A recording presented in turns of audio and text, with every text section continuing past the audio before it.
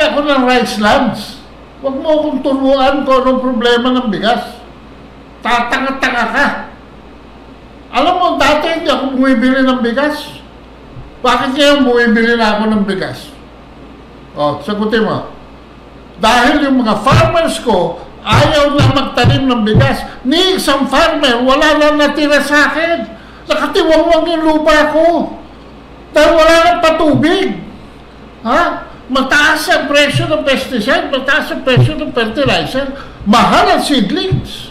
Ito po yung kasinungalingan na ginagawa ngayon ni Marcos at yung kanyang Department of Agriculture. Pakinggan po natin. The Marcos Jr. administration launches a program to fulfill a 2022 campaign promise for rice to be sold at 20 pesos per kilo. Vice President Sara Duterte says the timing is suspicious as it comes in the home stretch of the campaign for the May midterm polls. Gusto pang gamitin na naman yung kanyang lumang-luma at hindi na bumenta. Gastado na 20 pesos. Gusto pang humirit sa home stretch. Paring Ado, ano masasabi mo dito sa bangag na pangulo na ito? At of course, pinapasunod ng kanyang mga kalukuhan ang mga public official, mga local government officials. Paring Ado, ano masasabi mo? Bakit? Visayas lang ba parte ng Pilipinas? Wala bang 20 pesos na kilo sa bigas? Sa Northern Luzon, Southern Luzon, Bicol, Mindanao, at saka ibang parte ng Bisaya? Obviously, paring Ado, ano ba yan? Imbis na ipamimigay nila sa AKAP or sa AX, siyempre, wini-withdraw nila yung pera doon. Sinasubsidize yung bigas kasi hindi umubra. Binibira ng taong bayan yung manipulation ng DSWD at mapupunta lamang sa mga politiko yung pamimigay ng AKAP, mga AX, mga tupad. Bubulsa lang nila yun. At hindi naman talaga lahat na bibigyan. Majority are not able to receive this money from this program. So ngayon, ipapasok nila dito sa iba namang manipulation. Kano katagal nila magagawa yan? At papalabas nila na 20 pesos. Siyempre, binabayaran nila yung farmers ng tamang presyo, pero subsidized para lumabas yung 20 pesos. Pero timely, binara na kaagad ng ating butihing Vice President. Ito po, si Ginang Sara Duterte, mga kababayan. Binubudol na naman nila yung mga tao sa 20 pesos per kilo na bigas. At magdududa ka dahil bakit Visayas lang? Hindi ba nagugutom yung mga tiga Mindanao? Hindi ba nagugutom yung mga tiga Luzon? Bakit 20 pesos per kilo lang dito sa Visayas? At bakit merong meeting sa Cebu Capitol ang lahat ng mga governors o karamihan ng mga governors sa Visayas? So baka may problema sila sa boto dito sa Visayas. Baka. Tamang-tama yung kanyang statement, no? Na talagang nakikita naman sa mga rally na imbis sisigaw ng Marcos or BBM, Duterte ang sinisigaw ng mga taong bayan sa Visayas. Tingnan mo naman doon sa aking probinsya, sa Negros Oriental. Sabi ng gobernador, si Tabatchoy, BBM. Hina man? Wala man nagsasabi? Ulitin natin. BBM. Okay na ba, press? Mas konti-konti nagsabing BBM. Dito naman sa Cebu. Pinipilit ng aking pinsan, aking mahal na pinsan, na gobernador dyan, si Gwen Garcia, na magsigaw din ng BBM. Wala rin sumisigaw, mga kababayan. So, nagpapanik na siguro sila at naghanap sila ng ibang manipulation, ibang strategy. Gimmick. So siguro dahil ang pagkain, ang bigas is really ang puso ng tao nandyan sa bigas, imamanipulate na naman nila ang taong bayan. Pero as to how long will this take or as to how it should be done, you cannot manipulate the forces of nature, pare. You cannot manipulate the natural cause of things. So, ito po, dahil dyan, itong Lucaret na spokesman daw siya, usurper naman, messenger lang naman daw yan sa Malacanang, kung ano-anong pinagdadaldal, biniblame ngayon niya si Ginang Cynthia Villar. Dahil daw, kaya daw hindi bumababa ang presyo ng bigas dahil ang cost daw, ang dahilan daw ay ang tarification law. Ito, pakinggan natin itong kumag na ito. Good morning, ma'am. Meron pong mga senatorial candidates na nagpo-propose na mabalik po yung kapangyarihan ng NFA sa pagbili ng bigas po. Meron na po bang proposal yung economic managers or economic team pagdating dun sa legislation para ma-implement yung proposal na yun? Actually po, matagal na po nagkaroon ng proposal ang administrasyon para mabigyan po ng sapat na kapangyarihan ng NFA. Gusto natin ipabatid na kapag po nabigyan natin ang karapatan ng NFA na makapagbenta ng diretsyo sa taong bayan at makontrol ang presyo ng bigas, hindi po tataas ng ganito ang presyo ng bigas. Dahil sa kasalukuyan po, because of the rice tarification law, na ang author ay si Senator Cynthia Villar, ay ang nag-i-import po dito ay mga private companies. Hindi po nahahayaan ang government na mag-import.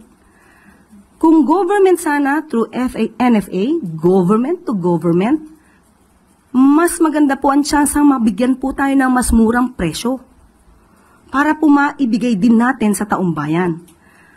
Dahil dito sa rice tarification law, nawalan po ng kamay ang NFA at pati po ang pag-regulate ng presyo ng NFA ay hindi na po na ipapasatupad.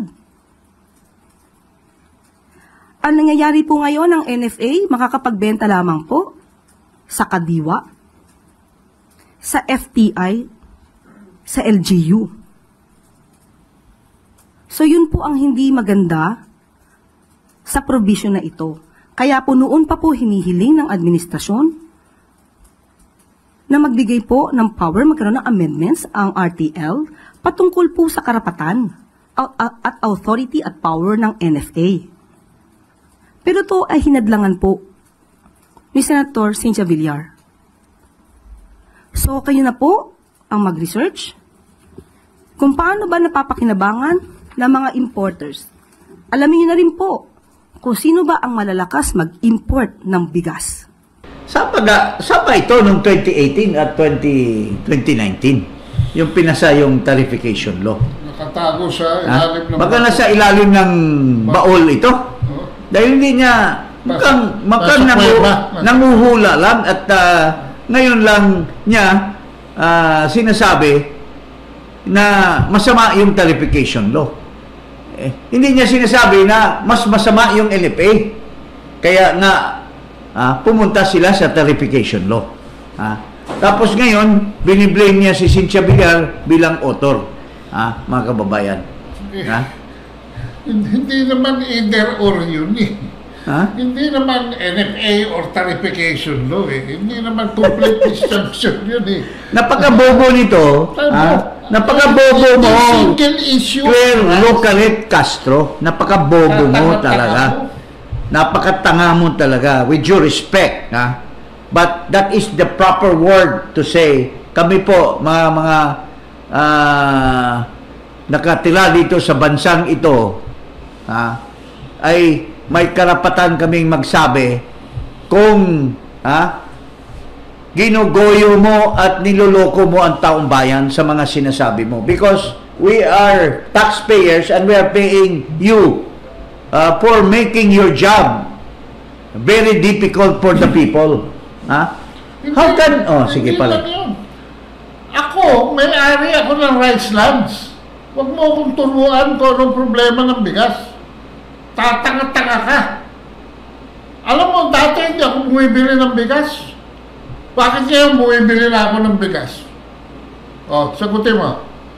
Dahil yung mga farmers ko, ayaw na magtanim ng bigas. Ni isang farmer, wala na natira sa akin. Nakatiwangwang yung lupa ko. Dahil wala nang patubig. Ha? Mataas ang presyo ng pesticide, mataas ang presyo ng fertilizer, mahal ang seedlings. So, ang kinalaman niya sa tarification. So, look at it, Castro, with due respect, biniblame mo ang tarification law. Tapos sinasabi mo, mayroon na po na alternative. 3 taon na yung lolo mo na bangag dyan sa Malacanang, nag-secretary pa of agriculture, bakit wala siyang proposal? Bakit Sinukalit lang nagsasabi niya Bakit hindi pinopost ng lolo mo na bangag kung talagang yung sinasabi mo na wala naman talagang may idea niyan, kung di personal opinion mo yan, na aalisin ang tarification at ibabalik ang NFA. Hindi mo ba alam saan ka ng baul nagtago for the last 3 to 5 years? Na kaya lang nabuo yung tarification law because NFA was riddled with so much corruption. Ibang issue altogether yun. Oh, so kung masama yan sa mga dinadaldal mo ngayon, mayroon ng kapalit at may mga proposal, bakit hindi isinagawa ng tatay mo, yung lolo mo dyan, na bangag, na ilang taon na yan na nananatili sa pwesto bilang DA Secretary at bilang Presidente ng Pilipinas. Bakit kailangan pa mga bagong mga senador ma-elect pa para alisin yung tarification law? Why? Because nobody will vote against it. At ang masama nito, sinisingle out mo si Cynthia Villar na masama ang ginawa ni Cynthia Villar. Hinaharang ni Cynthia Villar ang pagbabago. Alam mo, Miss Castro, kung hindi ka bobo at tanga, sinisiraan mo ang mga kandidato ng lolo mo. Because ang tarification law, hindi yan pinasa ni Cynthia Villar by herself. At kailan? Ito po, ipakita namin sa iyo kung wala kang pag-aaral kung sino ang nagpasa ng tarification law. Hindi si Cynthia Villar na mag-isa. Yung mga kasama nyo dyan sa bagoong na Pilipinas, yung alyansa ng mga bagoong na Pilipinas, yun ang nag-aproban yan. Ito, sino ba sila? Pakinggan natin itong Senate approves rice tarification bill on 3rd reading in 2018. Ito. The Senate on Wednesday passed on 3rd and final reading Senate Bill number 1998, or the proposed rice tarification bill, which President Rodrigo Duterte certified as urgent in a bid to bring down the price of rice in the market and reduce inflation. Senate Bill 1998, sponsored by Senator Cynthia Villar, was passed with a vote of 14-0. The President earlier urged for the immediate passage of the measure to address the urgent need to improve the availability of rice in the country, prevent artificial rice shortages, reduce the prices of rice in the market, and curtail the prevalence of corruption and cartel domination in the rice industry. Okay. Ito, paring 14-0. Sino-sino yung 14? Tinisiraan mo yung rice tarification law. Sino-sino yung 14? Ito, pinagsasabi ng amo mo, yung lolo mo, Sino ba yung 14? Sinong Senate President? Kandidato mo, Clear Castro, kandidato mo. Si Soto. Si Soto. Sinong ibang kasama doon sa 14? Ping Lacson. Ha? Bong Revilla. Pia Cayetano. Bagoong. Ha? Amy Marcos. Bagoong. Oh. Ha? Sino pa? Oh. Marami pa na mga membro sa Bagoong. Alyansang Bagoong. Ha? Oh. Manny Villar. Oh, Manny Pacquiao. I think he was also one of those who approved that. Oh. So, sinisiraan mo sila. Habang binibigyan ng magandang introduction ng lolo mong Bangag, tingnan mo, pakinggan natin si Lolong Bangag, Marcos Jr. Mga kababayan, sila po ang lineup ng alyansa.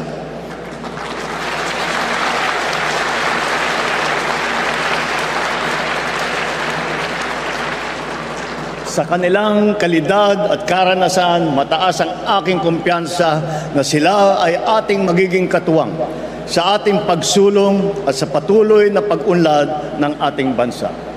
Atin po sila ay samahan at suportahan. Mabuhay po kayo, mabuhay ang ating lineup, mabuhay ang bagong Pilipinas. Oh, sino yung ini-introduce ni McCoy? Yun yung mga sinisiraan ni Clear Castro na wala daw silbi itong mga tao na to dahil sila yung author ng tarification law. Di mo iboto. Ha? So, kung totoo yan, mga kababayan, magagalit si McCoy Jr. dito sa Clear Castro. Hanggang kailan pa kaya? Sino kaya maunang matanggal dyan? Si Marcos ba o ito si Clear Castro, pare? Anong masasabi mo? Ewan ko, pare. Ito si Tabatsoy, baka anytime to, baka matumba to sa, may stroke ito. Sa dami ng mga opinion na palpak. Sa dami na rin, makakatulog pa kaya ito sa gabi? Ewan ko. Pagka napakinggan niya yung nasa social media na walang pabor sa kanya. Ha? Lalo na yung Eli Saludar. Yung Eli Saludar. Pakinggan na natin itong Eli Saludar. Yung Eli Saludar, may banat dito kay Lucaret. Ito, pakinggan natin. Dati ho yan, iparas kay paras. Pakinggan natin. Ha? Nagsusolo ito si Eli ngayon dahil only one objective, to bring down Clear Castro. Ito. Pakinggan natin si paring Eli. So, si Duterte raw ang mas maayos ang trabaho. Sabi po yan na isang analyst ko ito at sa negosyo ito, mga kababayan. Yun, pinagkumpara lang yung unang 3 taon. So, binabanggit niya na noong 2018, nagkaroon tayo ng problema sa bigas. Tumataas yung presyo, tapos ito ang ginawang panggamot yung rice tarification law, mga kababayan, at yung bumaba ho yung presyo ng bigas. Natatandaan ko rin bumaba ho. Tapos ngayon ay di ba ang taas-taas ho ng bigas ngayon. Ang ginawa ho ng Marcos Jr. administration ay ibinaba ang taripa. Di ba? Kung ano-ano pa mga ginagawa nilang may mga SRP na ho yan pero mataas pa rin ho Sabi niya sabi itong analyst, ngayon kung ano-ano mga pinagagawa wala, mataas pa rin ang presyo ng bigas. Samantalang nung kay Duterte, nung nagkaroon ng problema, niresolba, bumaba ang bigas. So, kayo na humbahala, mga kababayan. Ngayon, kinakatwiran naman ngayon ni Yusek Clear Castro, ang ginagawa niyang, ewan ko kung alibay ho ito o rason, itong si Senator Cynthia Villar, mga kababayan, na isang mamabata, siguro pinakamainam kung talagang nalinis nyo na sa NFA yung mga sinasabing di umano'y katiwalian. Kasi kaya ho napagtunan. Siguro i-research nyo, i-google nyo lang yun ang mga aligasyon ng corruption diyan po sa NFA. Kaya ang ginawa, wag na kayo mag-import, hindi na kayo pwede mag-import at magbenta. So, yun, yung tinaasan yung taripa, pinapataw ho sa mga importer, tapos yung kikitain doon ay ipatutulong din ho sa mga magsasaka. Ewan lang ho natin kung ano nangyari kung na-implement. Pero hindi naman sa pinagtatanggol ko si Senator Cynthia Villar. Wala akong pakialam ho ron. Pero ang binabanggit ko lang ho, mga kababayan, noong 2018, noong nagkaroon po ng problema sa presyo ng bigas, napakataas ng presyo ng bigas, agad na nasolusyonan ni Pangulong Duterte. No, sabi ho mismo yung si April, yung yung guest po ni Rico Ison. Kilala niyo naman si Rico Ison, no? Isang magaling na newscaster at nag-ano pa sa abroad. Talaga nag-newscast pa ho yan doon sa abroad, pero ngayon dito na sa Pilipinas. So, pinagkumpara lang naman sino ang pinakamas magandang gawa o nagawa, si Duterte o si Marcos Jr. Sabi ho, si Duterte. Ginawang ehemplo, yung bigas 2018, may problema, gumawa ng lahat ng mga solusyon. Isa ho dyan, yung rice tarification law, bumaba kaagad yung presyo ng bigas. Ngayon naman ho, ang dami ng mga ginawa, kung ano-ano, binaba ang taripa, may mga, maximum SRP, may mga ni-raid pa ho sila ng mga bodega, ng bigas, kung ano-ano, wala rin nangyari. Hanggang ngayon, mataas pa rin ho. Okay ho, yung ating mga viewers, di ba? Mataas pa rin ho ang presyo ng bigas. Alam niyo ho kung tutuusin, mga kababayan, yung bigas, kasi ito ho ang pangako ni Pangulong Marcos Jr. noong kampanya, na ang sabi niya ay gagawing 20 pesos yung kada kilo ng bigas. Pero anong nangyari? Hindi man lang nakuha na kahit, wag ng 20, 30 pesos na lang o 40 pesos, okay na ho yan. Kababayan, sinasabi ni Eli, itong Claire Castro, hindi talaga nag-iisip. Si Cynthia Villar ang biniblame. Bakit hindi mo i-blame yung mga iba? At yun nga mga kababayan, anong masasabi niyo sa balitang ito? Maaring ihayag ang inyong opinyon at kuro-kuro sa comment section sa ibaba. Huwag din kalimutang mag-like, mag-subscribe at mag-share sa bidyong ito. Maraming salamat sa panonood.